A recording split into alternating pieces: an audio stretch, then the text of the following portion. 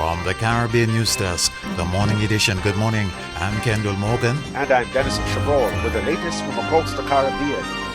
The Caribbean Court of Justice yesterday ruled against Eastern Caribbean policyholders of British American insurance company BICO in their discrimination lawsuit against the Trinidad and Tobago government. The policyholders had claimed that the Trinidad and Tobago government discriminated when it excluded them from measures to protect mainly its own nationals following the collapse of BICO in 2009.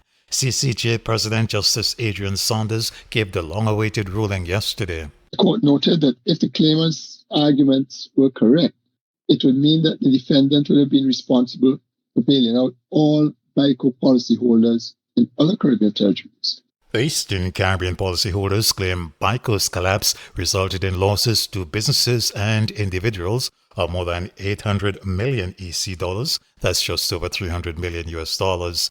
The United Nations Security Council was yesterday briefed about the dire security situation in Haiti. Special Representative for Haiti and head of the United Nations Integrated Office in Haiti, Maria Isabel Salvador's briefing came at a time of widespread gang violence in the capital, Port-au-Prince, that has forced more than 4,000 persons to flee. Ms. Salvador called for urgent completion of the appointment to the Electoral Council as part of efforts to hold elections and a referendum by the end of next year. She also appealed for political unity in the administration headed by the President and the Prime Minister.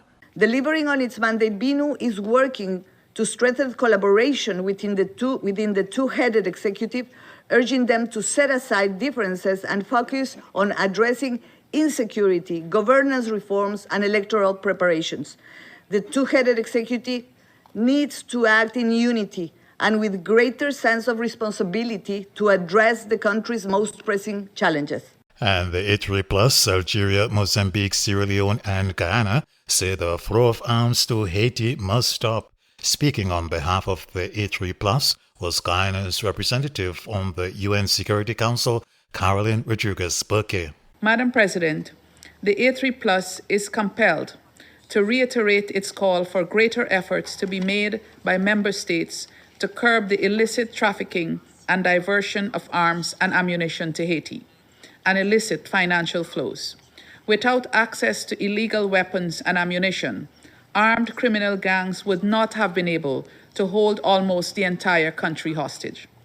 These weapons are also being used to commit sexual and gender-based violence and forcibly recruit and attack children, including targeting institutions for children with disabilities. In the Bahamas, the National Committee responsible for expunging criminal records says it has expunged about 160 over the past 2 years as offenders seek its help to get their life back on track.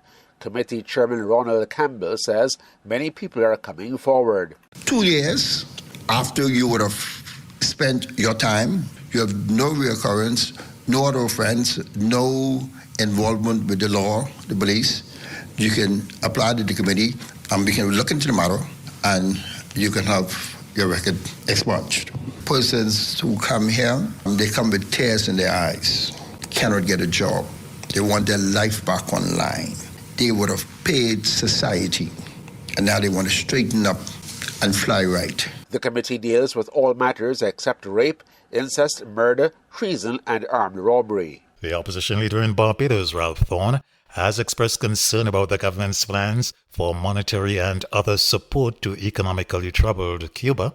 Prime Minister Mia Mottley, in her ruling party's annual conference on the weekend, had announced a policy decision which comes amid repeated recent electricity blackouts across Cuba. And I feel we have a moral duty to find out what goods Cuba can supply us, what we can buy from them, and equally what we can put together every month in whatever little way we can in a bank account that I will ask the Ministry of Foreign Affairs to establish to show the solidarity and gratitude of the Barbadian people to the people of Cuba. But the opposition leader, while stating that he's a committed regionalist, questioned the absence of similar support for the local fishing sector, which he claims is on life support since the loss of a number of boats during Hurricane Beryl. Something was said about a bank account for Cuba. You're asking the fishermen of Barbados to put money in the bank for Cuba. Where's the bank account for the fishing industry?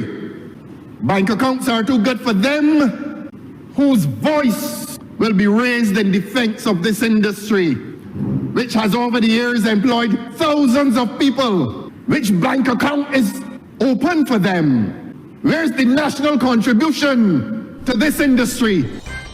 Well, this has been the morning edition from the Caribbean News Desk. You may contact us by phone or WhatsApp at +592 700 9293. Thanks for listening.